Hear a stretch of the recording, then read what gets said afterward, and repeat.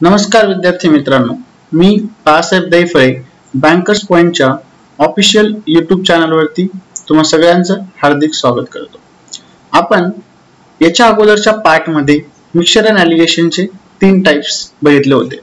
Actually हे question वेगवेगळ्या टाइपचे क्वेश्चन्स आहेत। याच्यामध्ये 5 ते 6 आपले का तुम्हाला ऑलरेडी सांगितलेलं आहे की 5 ते 6 टॉपिक फक्त याच्यात कव्हर होतात, पण एका टॉपिक मध्ये वेगवेगळ्या टाइपचे जे क्वेश्चन्स आहेत ते आपण याच्यामध्ये कव्हर करतोय। मग आता हा क्वेश्चन बघा, आता हा टाइप 4 आहे। आज आपण टाइप 4 घेणार आहे। याच्या अगोदर आपण 3 टाइप बघितले होते। जर तुम्ही तो व्हिडिओ बघितलेला नसेल तर डिस्क्रिप्शन मध्ये त्याची लिंक आपण दिलेली आहे, तुम्ही तो व्हिडिओ बघू शकता। आता इथे काय ॲलिगेशन म्हणजे मिश्रण, ऑलरेडी मी तुम्हाला सांगितलेलं आहे। जेव्हा आपण 2 पेक्षा जास्त गोष्टी एकत्र करतो आणि त्याचं काहीतरी ॲव्हरेज आपल्याला भेटतं, मग त्या टाइपची मग आता रुपये असेल, आपले ट्रॅव्हलिंग असेल, समजा कधी बसने गेलो, काही पार्ट ट्रेनने गेलो, हे असे काही जे काही क्वेश्चन्स असतील, स्टुडंटचे वय असेल, एज, वेट, ह्या सगळ्या गोष्टी याच्यामधून कव्हर होत असतात। मग आपण हा टाइप 4 चा पहिला क्वेश्चन आपण बघू। काय दिले? There are 65 student in a class, 39 rupees are distributed among them so that each boy get 80 paisa and each girls get 30 paisa. Find the number of boys and girls in that class. काय म्हटले बघा की total there are 65 student, म्हटले total 65 student आहेत, पण ह्या 65 student मध्ये बॉईजला total किती रुपये डिस्ट्रीब्यूट केलेले? आपण 65 स्टुडंट मध्ये 39 रुपये डिस्ट्रीब्यूट झाले म्हटले। केव्हा? जेव्हा बॉईजला त्यांनी 80 पैसे दिलेत। किती पैसे दिलेत? 80 पैसे दिलेत, 80 पैसे दिलेत। आणि गर्ल्सला किती पैसे दिले? 30 पैसे दिले। तेव्हा आपल्याला विचारलं गर्ल्स आणि बॉईज वेगळे टोटल किती आहे ते सांगा म्हटलं। मग सिंपल आहे बघा, जर 39 रुपये आपण डिस्ट्रीब्यूट करत असेल, आता इथं रुपयात आहे पण आपण डिस्ट्रीब्यूट कसे केलेले? पैशामध्ये, त्याचे युनिट सेम पाहिजे, म्हणून 39 रुपयाला आपण पैशामध्ये कन्वर्ट केलं तर आपल्याला भेटेल 3900 पैसे। आणि हे 5 स्टुडंट मध्ये डिवाइड केले तर ॲव्हरेज, इथं ॲव्हरेज दिलेलं नाही ना। ॲलिगेशन मध्ये तर तुम्हाला सांगितलं होतं मी की ॲव्हरेज पाहिजे, मिक्सचर पाहिजे आपल्याला। म्हणजे सरसकट डिवाइड केले असते विदाउट काही म्हणजे कंपॅरिझन न करता, बॉईज गर्ल्स असं न बघता जर डिवाइड केले असते तर एका स्टुडंटला 33 39 तेरी 5 65, हे 2 0 जसे तसे, सॉरी 5 36, म्हणजे एका स्टुडंटला म्हटलं मी ओव्हरऑल 60 पैसे आले असते। पण इथं बघितलं मुलांना आणि मुलींना आणि वेगवेगळे डिस्ट्रीब्यूट केले। मग आता बघा इथं बॉईजला किती भेटले होते? बॉईज आहे बॉईज, बरोबर 80 पैसे। गर्ल्सला किती भेटले होते? दिले होते 30 पैसे। आणि जर सरसकट वाटले असते तर 60 पैसे आले असते। हे मिक्सचर आहे, ॲव्हरेज काढून घेतलं आपण। मग आपल्या नियमानुसार एक संख्या मोठी आहे, दुसरी कशी दिलेली आहे आपल्याला? इथं लहान दिलेली। मग आता बघा ना, हे मायनस करा बरं, इथून 60 मधून 30 गेले, 30 राहिले आणि इथं 20 राहिले, म्हणजे याचा रेशो भेटला आपल्याला। इथं रेशो क्वांटिटीचा तुम्हाला सांगितलं होतं नेहमी रेशो भेटल, तर इथं आपल्याला रेशो भेटला 3:2। पण टोटल किती होते? मग इथं 65 होते। मग 65 डिवायडेड बाय किती करावं लागेल? 5, कारण रेशोचं बेसिक माहिती पाहिजे। मग आपल्याला इथं बॉईज आणि गर्ल्स भेटेल 5 1 5, 5 3 15, म्हणजे 33 39 बॉईज असेल आणि 13 2 26 गर्ल्स असतील। गर्ल्सच्या खाली गर्ल्स भेटेल आणि बॉईजच्या खाली काय भेटेल? इथं बॉईज। म्हणजेच आपला आन्सर असेल 39 बॉईज आणि गर्ल्स किती भेटेल? इथं 26 गर्ल्स। बघा सेम क्वेश्चन आहे 2 नंबरचा। There are 60 student, total 60 student आहे म्हटलं टोटल, बरं 120 rupees are distributed among them so that each boy get 2 rupees 50 paisa and each girls get 50 paisa.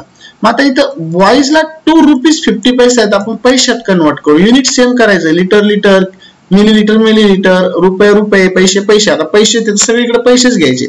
मग इथं 50 पैसे। आता याला जर तुम्ही कन्वर्ट केलं असतं रुपयात तर पॉइंट मध्ये आलं असतं किंवा फ्रॅक्शन मध्ये घ्यावं लागलं असतं, म्हणून आपण हे सगळं पैशातच कन्वर्ट केलं।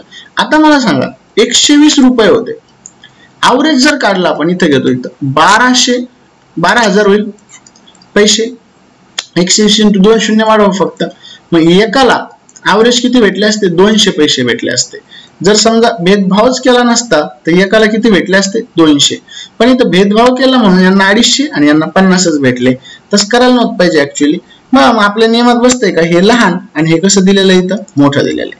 मग इथं 200 मधून 50 गेले तर इथं भेटेल 150 आणि इथं किती भेटेल आपल्याला 50. म्हणजे 5 1 5 5 3 15 म्हणजे आपल्याला रेशो भेटेल 3:1. म्हणजे त्या स्कूलमध्ये जर 3 बॉईज असेल तर गर्ल्स किती असतील, तिथं 1 गर्ल्स असेल.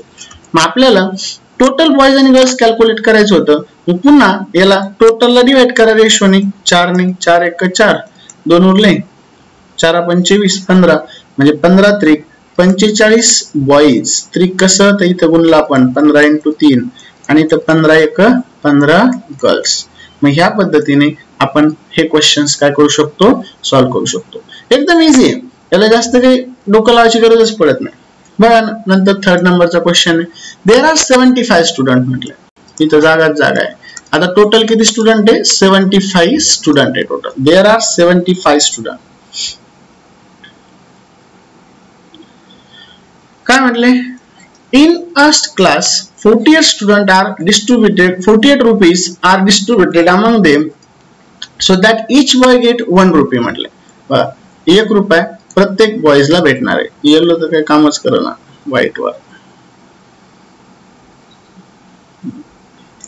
1 रुपया काय म्हटलं त्यांनी प्रत्येक बॉईजला दिला. आणि 75 स्टुडंट मध्ये किती रुपये डिस्ट्रीब्यूट केलेले, 48 म्हटलंय. आणि गर्ल्सला किती 40 पैसे दिलेले आहेत म्हटलं. म्हणजे याला पुन्हा पैशात कन्वर्ट करू. इथं बॉईजला 100 पैसे भेटेल, गर्ल्सला किती भेटेल 40 पैसे भेटेल. आता ऍव्हरेज जर काढलं 48 रुपये म्हणजे 4800 पैसे डिवायडेड बाय 75 करा. 5 1 5 2 उरले 5 वजा 25 5 9 45 घेऊ 5 6 30 0 15 6 90 6 उरले 15 चौक 60 म्हणजे ऍव्हरेज पैसे किती आले असते, मग इथं 64 पैसे आले असते प्रत्येक स्टुडंटला, भेदभाव करता न करता जर दिले असते तर. मग आता अगेन इथं बघा आपल्या नियमात हे लहान हे कसं दिलेलं आहे मोठं आहे. मग इथं काय भेटेल 24 भेटेल आणि इथं किती भेटेल 36. मग बघा 12च्या पाड्यात आहे का 12 2 24 12 3 36 म्हणजे रेशो भेटला 2:3. म्हणजे त्या स्कूलमध्ये जर 2 बॉईज असेल तर गर्ल्स किती भेटतील आपल्याला 3 भेटतील. म्हणजे तुम्ही डायरेक्ट सॉल्व्ह करू शकता. आता टोटल होते 75, आपल्याला बॉईज आणि गर्ल्स सेपरेट काढायचे. मग पुन्हा डिवायडेड बाय 5 केलं तर 5 1 5 2 उरले 15 15 2 30 काय भेटेल आपल्याला इथं बॉईज आणि 15 3 45 काय भेटेल याच्यामध्ये गर्ल्स भेटेल. म्हणजे ह्या पद्धतीने तुम्ही हे क्वेश्चन काही सेकंदामध्ये काय करू शकता, सॉल्व्ह करू शकता. क्लिअर आहे पाहिजे तर हे हा पार्ट तुम्ही स्टॉप करून बघून घ्या किंवा लिहून ठेवा, म्हणजे तुम्हाला त्याचा उपयोग करता येईल फ्युचर मध्ये. बघा 5 नंबरचा क्वेश्चन, अ पर्सन 5 नंबरचा टाईप. त्यामध्ये आता इथून पुढे नंबर्स डायरेक्ट दिलेले म्हणजे किती क्वेश्चन होते ते पण कळेल आपल्याला. 21 नंबरचा क्वेश्चन बघा. A person has chemical of 25 rupees per liter.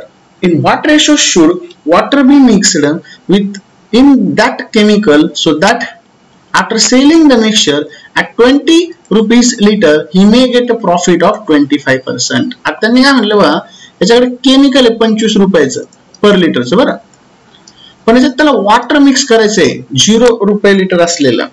पण ते वॉटर मिक्स केल्यानंतर जर 20 रुपये लिटरने त्याने ते केमिकल विकलं तर त्याला प्रॉफिट होणार म्हटलं 25%. कारण 20 रुपयाला विकल्यावर 25%. तुम्ही म्हणसाल सर 25 ना आणल्यावर 20 ला विकल्यावर कसं चालतं ना, पाणी वाचल्यावर काय फरक पडणार आहे, 4 लिटरचं 10 लिटर होऊन जाईल ना. मग तसं केलेलं आहे त्यांनी.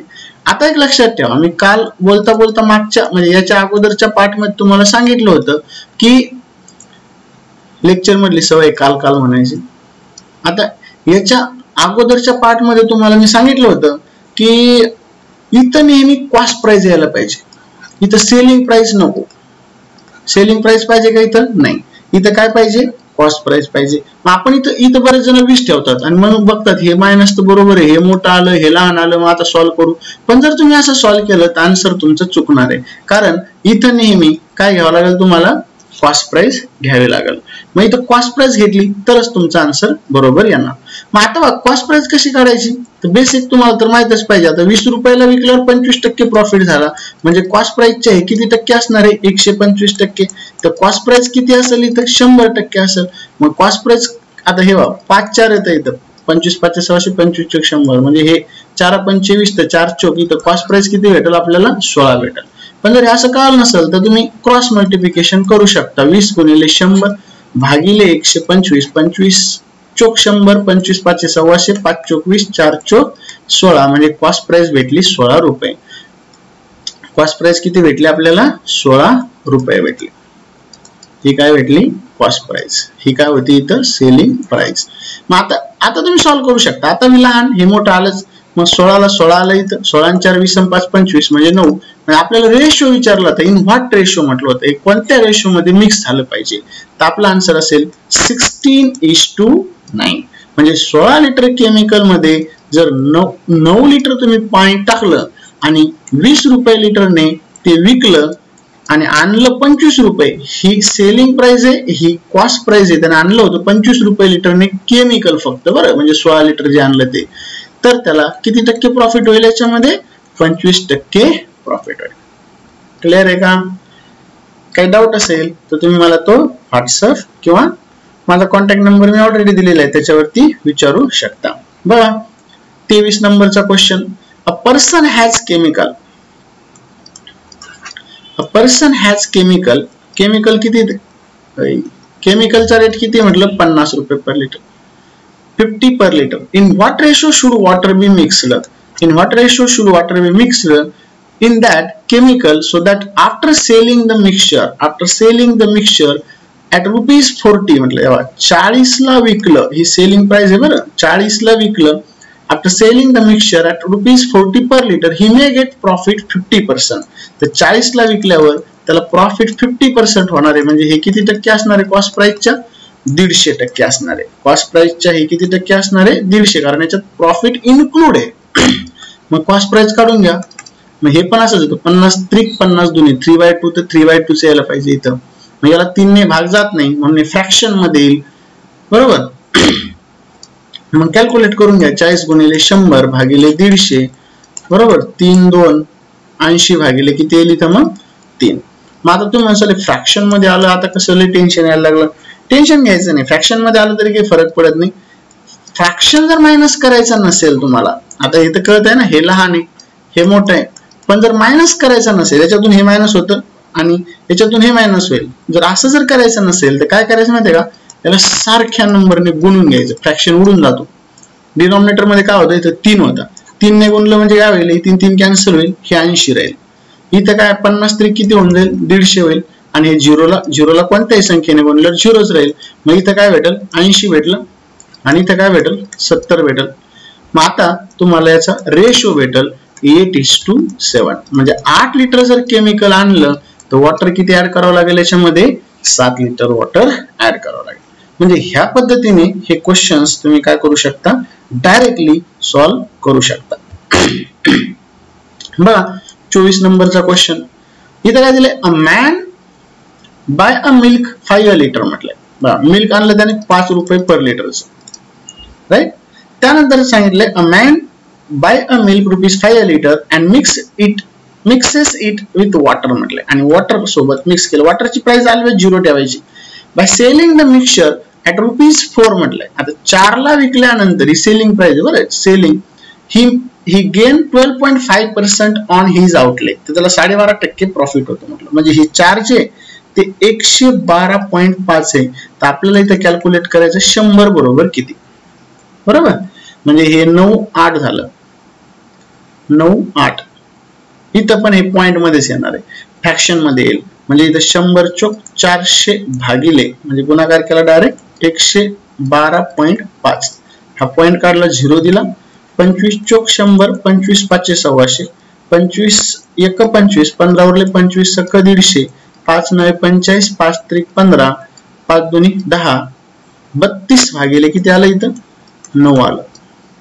मग आपल्याला विचारलं how much water did each litre of the mixture content. किती वॉटर एका लिटर मध्ये आहे म्हटलं. एका लिटर मध्ये किती वॉटर त्याने टाकलं असेल? How much water did each litre of the mixture content म्हटलं. मग आधी वॉटरचा आणि याचा रेशो काढून घेऊ आपण, म्हणजे आपल्याला ते कळल.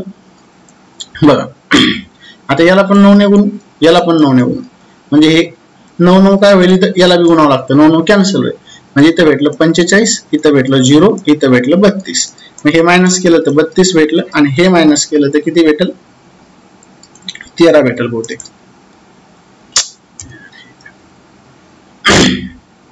32 आणि 8 40, 8 आणि 5 13, म्हणजे ते किती भेटलं आपल्याला? हे 13 भेटलं.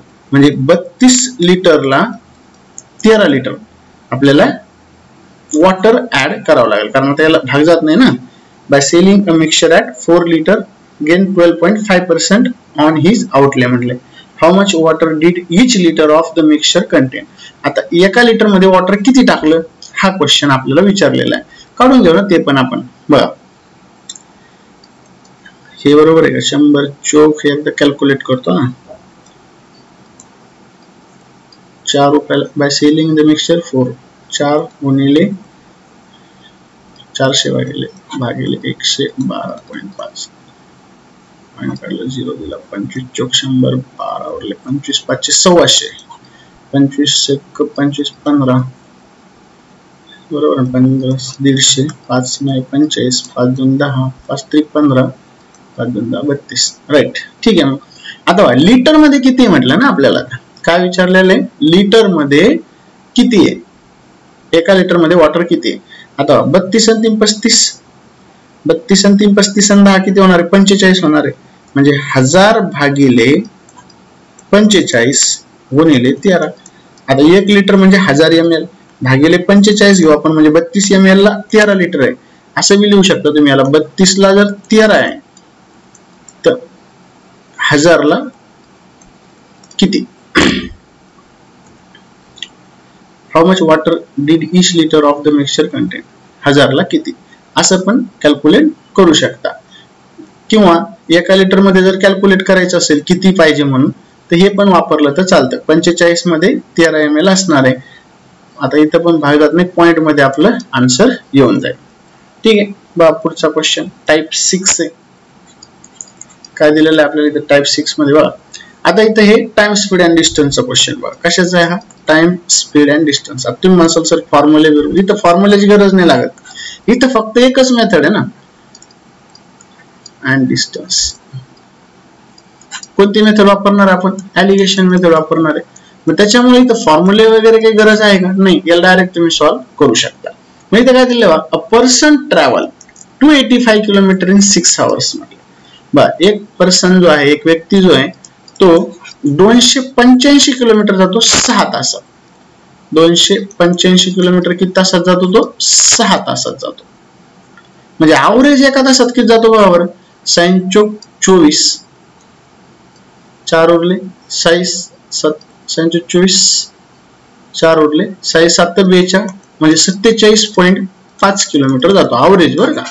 आता ॲव्हरेज जर 47.5 किलोमीटर जात असेल, बरोबर. आता हे ॲव्हरेज काढायचं की नाही ते नंतर बघू. आता मला माहिती आहे काढावं लागणार आहे म्हणून मी ऑलरेडी काढून घेतला. कधी आधी क्वेश्चन वाचून घ्यायचा. Person travel 285 kilometre in 6 hours in 2 stages म्हटलं. In the first part of the journey he traveled by the bus at the speed of 40 km per hour. तो अर्धा म्हणजे काही भाग तो बसने गेला जो की 40 km per hour ने पळत होती बस. And second part of journey he traveled by train and the speed of the train is 55 km per hour. How much distance he traveled by train?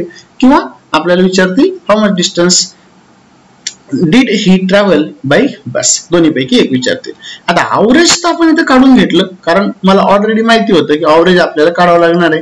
आता बसची स्पीड किती होती? मग इथं बसची स्पीड दिलेली 40 आणि ट्रेनची स्पीड किती होती? इथं 55. आता इथं काय भेटेल आपल्याला? हे ॲव्हरेज याच्यातून हे मायनस करायच्यातून हे मायनस करा. आपल्या नियमाप्रमाणे बघा हे मोठं आहे, हे कसं दिलेलं आहे आपल्याला? इथं लहान दिलेलं आहे. हे कसं आहे? मोठं. आणि हे कसं दिलेलं आहे? लहान दिलेलं आहे. मग आता याच्यातून हे मायनस करा. 47.5 आणि 2.5 किती झाले? 50. म्हणजे इथे भेटेल आपल्याला 7.5 आणि इथं पण किती भेटायला लागलं? 7.5. म्हणजे याचा रेशो भेटला 1:1. 1:1 म्हणजे काय? इथं आपल्याला डायरेक्ट ह्या डिस्टन्सला डिवाइड करता येणार नाही. नेहमी लक्षात ठेवायचं. ह्या केसमध्ये डिवाइड करत असताना हॉवर्सला डिवाइड करायचं. मग आता 6 भागिले 1:1 आहे ना, रेशो तर यायला पाहिजे बेसिक. 6 भागिले 2 केलं तर आपल्याला भेटेल इथं 3. म्हणजे त्याने 3 तास. आता 1:1 म्हणजे हाफ हाफ. जर त्याने 6 तास टोटल जर्नी केली तर 3 तास त्याने बसने केली आणि 3 तास त्याने कशाने जर्नी केली असणार आहे? ट्रेनने. मग डिस्टन्स हाऊ मच डिस्टन्स ट्रॅव्हलेड म्हटलंय ट्रेनना 3 तास गेला 3 तास तो कोणत्या स्पीडने गेला 55च्या म्हणजे तो टोटल किती किलोमीटर गेला असेल 165 किलोमीटर गेला असेल किती किलोमीटर गेला असेल तो 165 किलोमीटर गेला असेल परत एकदा सेम क्वेश्चन आहे हा 26 नंबरचा तो आपण इथे बघू काही अवघड याच्यामध्ये नाही आपल्याला हे डायरेक्ट सॉल्व करता येतात बघा 26 नंबरचा क्वेश्चन वेगळा पेन घेतला म्हणजे तुम्हाला कळलं पाहिजे की हे इथं तर काही लिहिता येत नाही मग आता दुसऱ्या क्वेश्चनचा आन्सर बघा अ पर्सन ट्रॅव्हलेड 255 किलोमीटर टोटल किती किलोमीटर गेला तो 255 किलोमीटर गेला किती किलोमीटर गेला 255 किती तासात गेला 7 तासामध्ये गेला two stages in the first part of the journey he travel by bus अर्धा पार्ट जो आहे तो त्याने म्हणजे अर्धा म्हणजे जो काही पार्ट असेल तो त्याने बसने काय स्पीडने गेला तो 30 च्या स्पीडने गेला in the second part of the journey he travel by train म्हटलंय आणि सेकंड पार्ट जो होता तो ट्रेनने घेतला त्याने at the speed of 45 km per hour how much distance did travel by bus बदल बसने तो किती डिस्टन्स गेला काय विचारलेलं आहे बसने तो किती डिस्टन्स गेला मग आता इथे एव्हरेज काढून घेऊ 7 ने भाग द्या 7 त्रिक 21 भाग जात नाही याला ठीक आहे 7 तास होता ना 4 उरले 7 सख 42 3 उरले जातच नाही ना मग याला असंच ठेवू आपण 255 भागिले 7 काय सांगितलेलं आहे तुम्हाला जर भाग जात नसेल आणि तुम्हाला ते फ्रॅक्शन ठेवायचा नसेल तर ह्या सगळ्याला कशाने गुणायचं 7 ने गुणून घ्यायचं म्हणजे काय होईल 7 7 कटल आता इथं खाली लिहितो पुन्हा 7 त्रिक 21 म्हणजे बस भेटल 210 आणि इथं काय भेटल 7 चोक 28 280 7 5 35 म्हणजे इथं भेटल 315 राइट आणि हे 255 ऍज इट इज हे कोण पळायला कोण राव ऍज इट इज ठीक आहे मग आता इथं मायनस करा आपल्या नियमानुसार एक मोठं एक लहान भेटला आपल्याला ऑलरेडी मग 315 मधून 255 गेले तर हे 45 50 60 उरले आणि इथं 255 म्हणजे किती 20 210 40 50 म्हणजे इथे किती भेटल आपल्याला 45 भेटल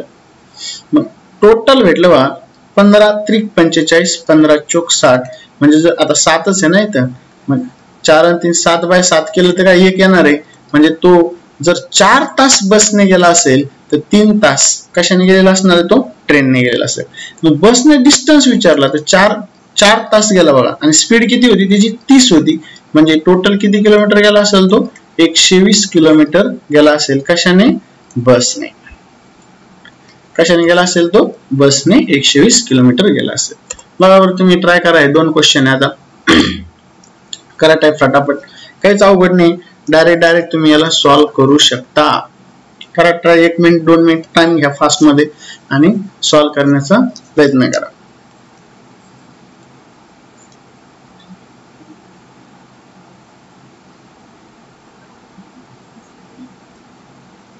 करा फास्ट मध्ये जमायलाच पाहिजे हो त्याशिवाय अवघड आहे पूर्णमुळे तुलाच अवघड झालंय है की नाही अ पर्सन ट्रॅव्हल बघा पहिला क्वेश्चन मी सांगतो a person travel 245 kilometre in 6 hours म्हटलंय 2 stages in the first part of the journey he traveled by bus and the speed of the 30 km per hour म्हटलंय in the second part of the journey he traveled by train the speed of 50 km per hour how much distance did he travel by train बस ने गेला बसची speed होती 30 train ने गेला ट्रेनची speed होती 50 आता एव्हरेज जर काढलं तर 245 भागिले 6 करू साइन चोक 24 भाग जात नाही म्हणजे याला जसं तसंच मानून टाकू काही टेन्शन घ्यायचं नाही भागिले 6 करा याला 6 ने गुणू याला 6 ने गुणू याला 6 ने गुणू साइन त्रिक 18 180 आलंय तर 6 35 तर 300 आलं हे 245 जशास तसं ठेवलं हे मोठं हे लहान काय फरक आहे याच्यामध्ये नाही मग याला मायनस करा किती भेटल 245 आणि 55 300 होईल आणि इथं मायनस केलं तर 50 60 70 80 35 भेटल 5 7 35 आणि 11 5 55 म्हणजे त्याचा जो रेशो असेल तो असेल 11:7 म्हणजे जर तो 11 तास 11 hours जर बसने गेला असेल तर तो 7 तास कशाने गेला असेल? ट्रेनने. तुम्ही म्हणसाल सर तो तर टोटल 7 तास गेला, इथं 18 दिसेल. हो ना मग. पण मग हे रेशो आहे, आपल्याला आता अजून याला डिवाइड करावं लागेल. मग काय करायचं? 6 भागिले किती करायचं? 18. 6 एक 6 sin 3 18 गुणिले, आता काय विचारलेलं आपल्याला क्वेश्चनने? ट्रॅव्हलने किती गेला म्हणले. ट्रॅव्हलने किती? आता हे 1/3 भेटलं आपल्याला. 6 भागिले काय केलं आपण? 18 म्हणजे 1/3 आवर्स गेला असेल तो. 1/3 ऑफ 1/3 ऑफ 6 घ्यावं लागेल. मग आता 6 तासातला 1/3 पार्ट त्याने कव्हर केला असेल, म्हणजे 2 तास तो कशाने गेला असेल? ट्रेनने गेला असेल. आणि जर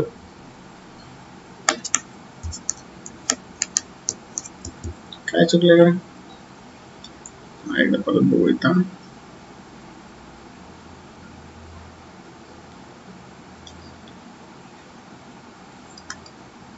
टोटल बसने जर तो 11 तास गेला असेल तर ट्रेनने 7 तास गेला असेल, म्हणजे टोटल किती झालं? 18.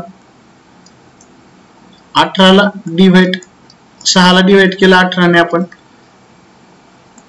इनटू आपल्या ट्रेनचे कॅल्क्युलेट करायचे तर 7 करावं लागेल. म्हणजे 6 एक 6 sin 3 18 इनटू 7 केलं तर पॉइंट मध्येच यायला नाही. आणि अजून ट्रेनची स्पीड पण 50च आहे, म्हणजे हे पण कशामध्ये येणार आहे? आपलं पॉइंट मध्येच येईल. बघा काय म्हटले? 245 डिवाइडेड बाय 6. आणि इथं बसची स्पीड किती दिलेली आपल्याला? 30. टॅली करूया एकदा परत. ट्रेनची स्पीड किती? Train at the speed of 50. याला 6 ने गुणलं तर याला 6 ने गुणावं लागेल, याला 6 ने गुणावं लागेल. sin 3 18 म्हणजे इथं भेटेल 180. तर 6 पंचे 30 म्हणजे इथं भेटलं 300. आणि हे 245 जशास तसं. मग इथं जर मायनस केलं तर किती भेटेल आपल्याला? 55 भेटेल ना. 45 आणि 5 50 50 300 बरोबर आहे. हे लहान आहे, हे मोठं आहे. आता 180 ना. सॉरी इथं मायनस करताना चुकलंय आपलं, त्याच्यामुळे क्वेश्चन चुकत होता. 245 मधून 180 गेले तर 65 राहील मला वाटतं. 65 राहील. इथं आपलं चुकलं होतं बरं. सॉरी बरं. त्याच्यामुळेच आन्सर येत नव्हतं. वजाबाकी चुकली. अति घाई संकटात नाही. ठीक आहे, चलो याला तर भाग जात नाही. मग इथं काय? 65 येईल. 65 हे पण काढून टाका. डबल लिहितो, याला टेन्शन घेऊ नका. टाइमच टाइम आपल्याकडे. इथं 55 आलं तर इथे किती आलं? 65 आलं. म्हणजे 5 एक 5 5 एक 5 5 एक 5 5 3 15. म्हणजे जर तो 11 तास बसने गेला असेल तर ट्रेनने किती जाईल? तो 13 तास जाईल. मग टोटल 6 तास गेला तर तो 6 डिवायडेड बाय किती करावं लागेल आपल्याला? 3 आणि 1 4 आणि 1 आणि 1 2 गुणिले 13 केलं तर ट्रेनचं भेटल. आणि ट्रेनची स्पीड होती, हा इथं रेशो मध्ये आपण याला मल्टिप्लाय करायलो. आणि इथं काय दिलेली? स्पीड आहे. तर ट्रेनचा डिस्टन्स भेटून जाईल. sin 6 1 6 sin 24 4 1 4 4 1 4 एक उरला 4 दुनी 8 4 पंचे 12.5 येईल. आता 12.5 गुणिले 13 करावं लागेल आपल्याला. 13 5 अरे पेन आहे ना. 13 5 65 13 दुनी 26 आणि 4 30 आणि 2 32 13 1 13 आणि 3 16 162.5 किलोमीटर तो कशाने गेला असेल? ट्रेनने गेला असेल. बाय ट्रेन गेला असेल तो 162.5 किलोमीटर. क्लिअर आहे इथपर्यंत? परत एकदा त्याला बघून घ्या पाहिजे तर फटाफट. 162.5. बघा नेक्स्ट क्वेश्चन.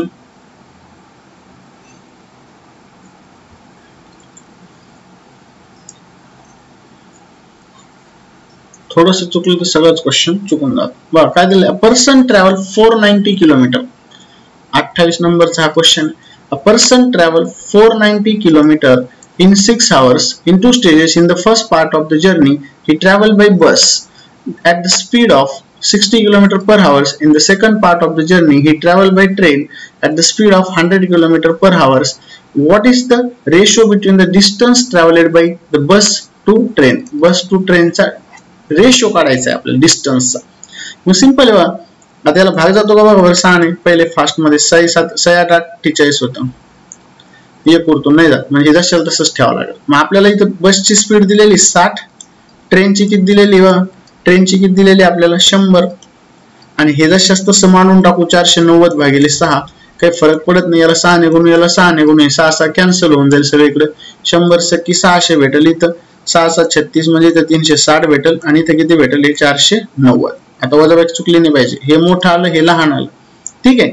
मग इथं काय होईल 490 आणि 10 500 600 म्हणजे इथे 110 भेटलं आणि याच्यातला गॅप काढा 360 आणि 40 400 90 आणि 40 किती भेटेल 130 म्हणजे अगेन इथे रेशो भेटला 11:13 भेटला. म्हणजे सेमच आहे. आता आपल्याला रेशो काढायचा आहे कशाचा बस टू ट्रेनचा. मग आता इथं काय करू आपण 6 भागिले आता 13 आहे ना हे 13 आणि 11 किती झाले 24 झाले. 6 भागिले 24 रेशो काढायचा आहे गुणिले. आता इथं आपण बस आहे ना बस म्हणलं तर 11 करावं लागेल गुणिले बसची स्पीड किती होती. बसची स्पीड होती बसची speed 60 kilometre per hours divided by ratio काढायचा ना 6 भागिले 24 गुणिले 13 गुणिले किती करावं लागेल आपल्याला स्पीडचा नाही रेशो काढायचा आपल्याला डिस्टन्सचा काढायचा. स्पीडचा तो वरच भेटला असता. मग आता इथं काय होईल बघा 6 1 6 sin चोक 24 15 चोक 60 इथं 15 आलं. इथं 6 1 6 sin चोक 24 इथं किती येणार आहे 4 म्हणल्यावर 25 येईल. मग इथं काय होईल 5 त्रिक 15 5 5 25 म्हणजे 11 3 33 भेटेल आपल्याला इथं आणि इथं 13 5 किती भेटेल 65. यांच्या स्पीडचा रेशो असेल 33:65 33:65. ह्या पद्धतीने हे क्वेश्चन्स आपल्याला काय करायचे इथं सॉल्व्ह करायचे. हे ट्रेनचा होता इथं बस आहे. मग बस इज टू ट्रेन विचारलं होतं. बस टू ट्रेन लिहून ठेवलेलं आहे 33 काय भेटेल आपल्याला इथं 65. मग ह्या पद्धतीने आपण ह्या टाइपचे क्वेश्चन्स टाइम स्पीड अँड डिस्टन्सचे काय करू शकतो सॉल्व्ह करू शकतो. बघा हा आजचा आपण हा एक शेवटचा टाइप इथं कव्हर करून घेऊ टाइप 7. ठीक आहे. मग इथं काय दिलेलं आहे हा प्रॉफिट अँड लॉसचा क्वेश्चन. ट्रेडेड म्हणजे काहीतरी मिक्स करून विकायला लागला म्हणजे डेफिनेटली गद्दार दुकानदार असं काहीतरी दिलेलं असतं अशा टाइपच्या क्वेश्चनला. मग आता हे क्वेश्चन्स प्रॉफिट अँड लॉस बघा काय दिलेलं आहे याच्यामध्ये. A trader has 50 kg pulses 50 kilo डाळ त्याच्याकडे आहे. Part which he sell 8% profit त्याने काही भाग 8% प्रॉफिट ने विकला आणि रेस्ट 18% प्रॉफिट ने विकला तर त्याला 14% ओव्हरऑल प्रॉफिट झाला. ओव्हरऑल म्हणजे त्याने जी डाळ होती त्यातली काही भाग त्याने 8% प्रॉफिटने काही भाग 18% विकला तर ओव्हरऑल त्याला 14% प्रॉफिट झाला. व्हॉट इज द एव्हर काही जरा typing mistake quantity sold at 18%. मग 18% त्याने किती क्वांटिटी विकली बघा. डायरेक्ट सोडायचं नाही याला 8% त्याने काही भाग विकला पार्ट एक्स घेऊ आणि वाय पार्ट विकला त्याने 18% प्रॉफिटने. पण ओव्हरऑल सगळं मिक्स त्याने कॅल्क्युलेशन केलं संध्याकाळी घरी जाताना बाजारातून तर त्याला 14% प्रॉफिट झाला. मग आता आपल्या नियमानुसार एक मोठं एक लहान भेटलं. कधी कधी लॉस मध्ये पण विकतात बरं शेवटी तर ते पण क्वेश्चन याच्यामध्ये असतील पुढे आपण बघू. 18% प्रॉफिट झाला हे मोठं हे लहान आणि नियमात बसलं. 18 मधून 14 गेले खाली राहिले 4 आणि इथं 14 मधून 8 गेले खाली राहिले 6 म्हणजे त्याने 8% प्रॉफिटने जर 2 किलो विकले असेल बेदुनी 4 बेत्रिक 6 रेशो भेटला 2:3 तर त्याला 3 किलो विकले असेल त्याने 18% प्रॉफिटने. मग टोटल किती किलो होती 50 डिवायडेड बाय 5 करा 5 1 5 इथं 10 येईल म्हणजे 10 20 किलो त्याने विकले असेल 8% आणि 30 किलो विकले असेल त्याने 18%. तर आपल्याला विचारलं होतं 18% सांगा किती विकलेली तर 18% किती विकले असेल त्याने 30 किलो विकले असेल. म्हणजे डायरेक्ट याला इक्वेशन मांडायची गरज नाही काय नाही डायरेक्टली तुम्ही काय करू शकता ह्या टाइपचे क्वेश्चन्स तुम्ही याच्यामध्ये सॉल्व्ह करू शकता. अजून काही क्वेश्चन्स आहेत आपण त्याच टाइप वरती बघू. बघा काय दिलेलं आहे इथं. A trader has 25 kg of rice याच्याकडे 25 किलो काय दिलेले आहे राईस आहे. Part of which he sell at 4% profit त्यातला काही त्याने 4% प्रॉफिट ने विकला म्हटलं. And rest sell 9% profit he gain 7% तर त्याला ओव्हरऑल ऑन द होल म्हटले. होल म्हणजे सगळं पूर्ण जेवढं आहे तेवढं त्याने विकून टाकलं तर त्याला किती टक्के प्रॉफिट भेटला फक्त 7% भेटला. मग आपल्याला विचारलं what is the quantity sold at 9%. तर ही क्वांटिटी सांगा म्हटलं. 9% ना त्याने या 25 किलो पैकी किती विकली असेल. बघा ना डायरेक्ट आता आपल्या नियमात तर बसतंय मायनस प्लस आहे. 9 मधून 7 गेले, खाली राहिले 2, इथं किती राहिले 3, म्हणजे 2:3 येते. इथं किती आलं 2:3. मग आता 25 आहे, 25ला 5ने डिवाइड केलं तर 5 ला 25 भेटतं, म्हणजे त्याने इथं 15 किलो विकले असेल. मग आपला आन्सर असेल 15 kg.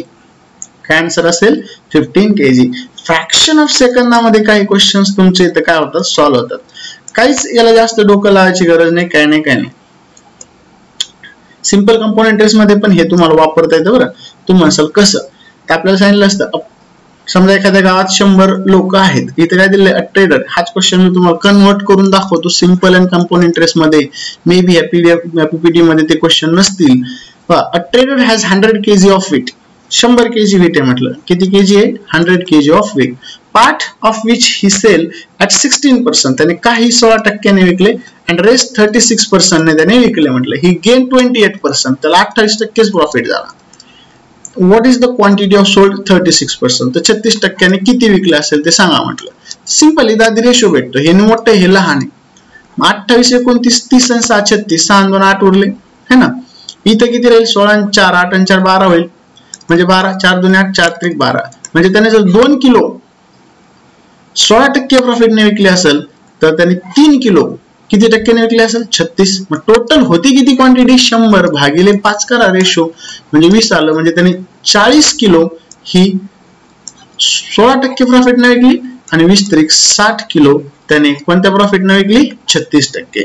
तर आपला आन्सर असेल इथं 60 kg. आता हे क्वेश्चन सिंपल कंपोनेंट इंटरेस्ट मध्ये कसा कन्वर्ट करायचा. बघा एखाद्या गावची पॉप्युलेशन आपल्याला सांगितलं 10,000 आहे. किती पॉप्युलेशन आहे समजा तसं विचारलं तर किती पॉप्युलेशन आहे 10,000. त्याने सांगितलं की त्यातल्या फिमेल पॉप्युलेशन 16% वाढते आणि मेल पॉप्युलेशन ही फिमेल वाढली. बरं सॉरी आता हा पर्सेंटेजचा क्वेश्चन झाला. यालाच मी पुन्हा सिंपल कंपोनेंट इंटरेस्ट मध्ये पण कन्वर्ट करून दाखवतो.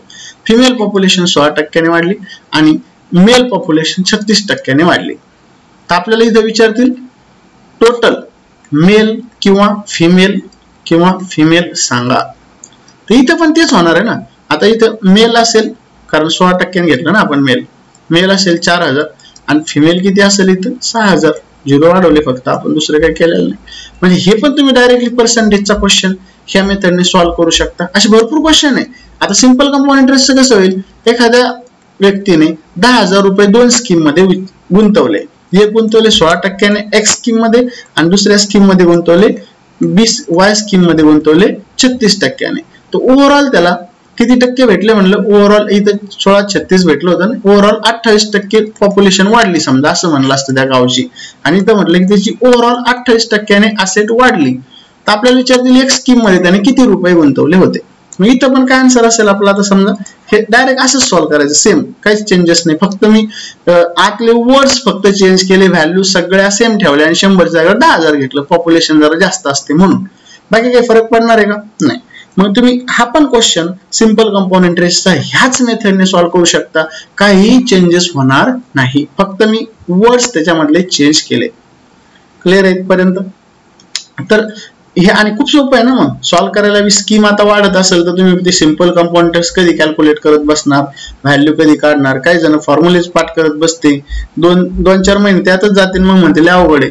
ते काय अवघड नसतं, शॉर्टकट वापरायची बऱ्याच ठिकाणी. पण त्यासाठी तुम्हाला थोडंफार बेसिक पण माहिती पाहिजे. फॉर्म्युल्याने शिकत असताना आधी शिकले तर काही हरकत नाही, पण नंतर त्याच्यानंतर आपल्यामध्ये इम्प्रूव्हमेंट झालेली पाहिजे. फॉर्म्युल्यानंतर तुम्ही शॉर्टकट्स पण शिकायला पाहिजे. बघा 36. A trader has 40 kg pulses. Total किती त्याच्याकडे आहे 40 किलो आहे म्हटलं. Part of which he sell 10% म्हटलं प्रॉफिट. 10% त्याने प्रॉफिटने विकले अँड रेस्ट 20% प्रॉफिटने विकले. तर त्याला ओव्हरऑल हे सगळे मिक्स केल्यानंतर त्याला 16%चा प्रॉफिट झाला. तर त्याने 20% प्रॉफिटने त्याने किती विकले म्हटलं. किती जे पल्स डाळ होती ती किती विकली त्याने. मग आता बघा हे 10% होतं, हे 20% होतं. काही पार्ट आणि ओव्हरऑल त्याला प्रॉफिट किती झालेलं आहे म्हटलं 16% झालेलं आहे. ओव्हरऑल प्रॉफिट किती टक्के झाला 16. आपल्या नियमाप्रमाणे हे मोठं हे लहान. 20 मधून 16 गेले 4 राहिले आणि इथं 6 आले. 16 मधून 10 गेलं म्हणजे 2 2 4 2 3 6. म्हणजे त्याने जर 2 किलो डाळ 10% प्रॉफिटने विकले असेल तर 3 किलो त्याने किती टक्क्याने विकलेले असणार आहे? 20% विकलेले असणार आहे. मग टोटलच होती आपल्याकडे 40. मग 40 भागिले 3 5 5 48 म्हणजे 8 त्रिक 24 किलो त्याने 20% विकले असेल आणि 8 दुनी 16 किलो त्याने 10% विकले असेल. तर आपल्याला इथं 20% विकली होती. किती विकली होती हे विचारलेलं आहे. किती आन्सर असेल इथं? 24 kg. क्लियर आहे? सेम क्वेश्चन आहे बघा 37 नंबरचा. A trader has 50 kg rice. Trader has 50 kg rice. याला काय नाही, आज व्हिडिओ पाहिला उद्या परत एकदा हेच क्वेश्चन सॉल्व्ह करून पाहिजे तो फोटो काढून ठेवायचा याचा आणि हे सॉल्व्ह करून बघायचे, रिव्हिजन होऊन जातं. काय पीडीएफ लागली तर तुम्ही पीडीएफ पण मला मागवू शकता, मी तुम्हाला देतो. A trader has 50 kg rice, a part of which he sell 10% profit म्हटले. काही त्याने 10% विकले and rest. आता इथे लॉस दिलेले 5% लॉस. लॉस म्हटल्यावर प्लस असतं का? लॉस म्हटल्यावर कसं असतं? मायनस असतं. नेहमी लक्षात ठेवायचं. बरं, टाइप 8 सुरू झालाय. आता टाइप 7 आपले ऑलरेडी झालेले. मी हा क्वेश्चन एवढा घेतो टाइप 8चा आणि मग आपण इथं स्टॉप करू. आता एक लक्षात ठेवा, इथं थोडेसे वेगळे रूल्स मायनस आले. वेगळे रूल म्हणजे सेमच आहे, काही फरक पडणार नाही. पण याच्यामध्ये तुम्हाला क्वेश्चन सॉल्व्ह करताना फक्त मायनसचा विचार करावा लागेल. आणि ही आता काय म्हणले बघा, a trader has 50 kg of rice, a part which he sell 10% profit. 10% प्रॉफिटने त्याने काय विकले अँड रेस्ट म्हणजे उरलेले 5% लॉसने विकले.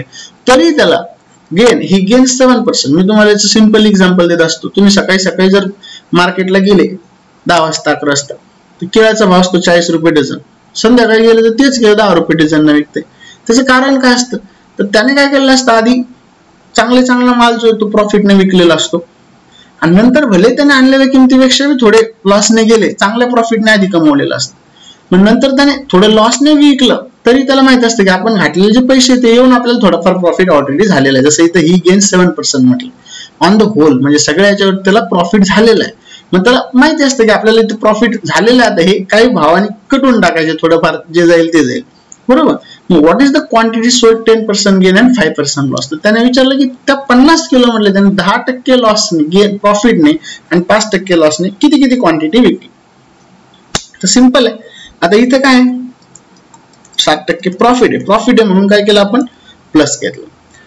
लॉस असलं तर नेहमी लक्षात ठेवा, जर लॉस असेल तर नेहमी काय लावायचं? मायनस लावायचं. लॉस असेल तर काय लावायचं? मायनस. आणि जेव्हा एक मायनस आणि एक प्लस असेल तर ह्या दोघांचं मायनस नसते करायचं, दोघांचं काय करायचं? इथं आपल्याला प्लस करून टाकायचं. एक मायनस एक प्लस असेल. दोन्ही मायनस असतं तर काय केलं असतं आपण? मग वजाबाकी केली असते. दोन्ही मायनस असतं तर मग झालं कसं असतं? समजा इथं 10 आहे, हे -5 आहे आणि हे -7 आहे. तर ह्या दोघांची वजाबाकी झाली असती, पण ह्या दोघांची काय झाली असती? ह्या दोघांची बेरीज झाली असती, वजाबाकी झाली असती. सॉरी, -7 आणि -5 एकदम -7 -6 -5 या दोघांमधला जो गॅप आहे तो 2चाच असणार आहे. बरोबर. पण ह्या दोघांमधला जो गॅप आहे तो कितीचा आहे? 17चा आहे. +10 आणि -7 म्हणजे 17चा गॅप. म्हणजे इथं बेरीजच झाली असती आणि इथं काय आलं असतं आपलं? इथं काय आलं असतं आपलं? वजाबाकी झाली असती, 2 आलं असतं. इथं खाली रेशो मध्ये मायनस घ्यायचा नाही, त्याची आवश्यकता पडणार नाही. तर नेहमी लक्षात ठेवा, काय सांगितलं मी? जर मायनस आणि प्लस असेल तर दोघांची काय करायची? बेरीज करायची. मग इथं काय भेटेल आपल्याला? इथं काय भेटेल? 10 मधून 7. आता इथं प्लसच आहे ना, मायनस करावं लागेल. म्हणजे 3 × 3 3 × 12 म्हणजे जर त्याने 4 किलो राईस हा प्रॉफिट न विकला असेल तर 1 किलो राईस कशाने विकला असेल? लॉस. मग टोटल होताच किती? 50 भागिले 5 करा, रेशोचं बेसिक. 5 × 10 = 50 म्हणजे 40 किलो त्याने प्रॉफिट न विकलं आणि 10 किलो त्याने कशाने विकलं? इथं लॉसने विकलं. म्हणजे प्रॉफिट ने विकलं 40 किलो आणि लॉसने किती विकलं? फक्त 10 किलो. क्लिअर आहे का? एक क्वेश्चन हा लास्टचा बघू, 38 वाला, मग आयडिया पूर्ण क्लिअर होऊन जाईल. ठीक आहे. नंतर मग तुम्ही पुढचे 2 सॉल्व्ह करा. मी एकदा दाखवतो पीपीटी मधले क्वेश्चन, मग आपण ते पुढच्या भागामध्ये बघू. 38 वाला. अ trader has 90 kg pulses, part of which he sell 20% profit म्हटलंय. बरं, पार्ट काय केलं त्याने? 20% प्रॉफिट ने विकला and rest 10% loss. Rest 10% loss. He gained 14% on the whole. What is the quantity sold? 20% profit and 10% loss. Again same आहे, हे दोन्ही ऍडिशन करा. इथं वजाबाकी होईल 6 6 1 6 6 चोक 24 म्हणजे इथं पण आपल्याला रेशो भेटला 4:1. सेकंदात क्वेश्चन सॉल्व्ह होते. मग 5 ने डिवाइड केलं 5 1 5 4 उरले 5 18 1 18 आणि 18 चोक 72 म्हणजे 72 किलो प्रॉफिट न विकला असेल. 72 किलो कशाने विकला असेल? प्रॉफिट न. आणि 18 किलो कशी विकली असेल? त्याने लॉस ने विकली असेल. म्हणजे ह्या पद्धतीने तुम्ही मिक्सचर ॲलिगेशनचा वापर करून आता हे प्रॉफिट अँड लॉस मधले काही क्वेश्चन्स आपले बघणं चालले तर तुम्ही काय करू शकता? सॉल्व्ह करू शकता. ठीक आहे. जर अजून हा व्हिडिओ म्हणजे ह्या टाइपचे क्वेश्चन्स ऍडव्हान्स लेवल असेल, बेसिक लेवल असेल, जास्तीत जास्त आपल्या विद्यार्थ्यांना क्लासच्या प्लस बाहेरच्या सुद्धा तुमचे जे क्लासमेट मित्र वगैरे असेल त्यांना पाहण्यासाठी हा व्हिडिओ काय करत चला, याला जास्तीत जास्त थोडंफार शेअर करत चला. ठीक आहे. हे 2 फोटो काढून घ्या एकदा आणि ट्राय करा क्वेश्चन सॉल्व्ह करायचे 39 आणि 40. मग आपण हा जो पार्ट आहे तो नंतर पुन्हा कव्हर करून घेऊ. ठीक आहे. धन्यवाद.